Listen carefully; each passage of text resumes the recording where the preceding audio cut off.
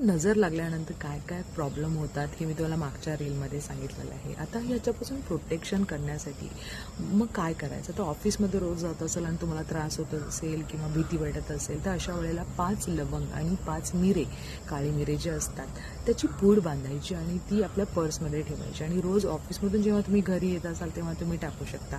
ऑफिसमधलं असू देत किंवा बाहेर काही कामासाठी जाणार असाल तरी असू देत. आणि जर तुम्ही एका मोठ्या पिकनिकला जाताय आणि तिथे त्या रूमची एनर्जी कशी असते हॉटेलमध्ये किंवा काही वेगळ्या गोष्टी असतात, मग अशा वेळेला काही सोबत घेऊन जाणं फार चांगलं असतं. पहिल्यांदा तर लिंबू आपल्याकडे म्हणतात की कधीही प्रवास करताना एक लिंबू जाताना टाकायचा असतो, काही लिंबू ठेवायचे असतात, नंतर तिथे डिस्ट्रॉय करायचे. आणि प्रवास करताना नेहमी लिंबू सोबत असावा. त्याचबरोबर रूममध्ये सुद्धा तुमच्या असेल तरी चालेल. त्याचबरोबर आपण एक तुरटी नेहमी आपल्या फॅमिलीसोबत घेऊन जायची. तुरटी ही आपले संरक्षण करते निगेटिव्ह गोष्टीपासून.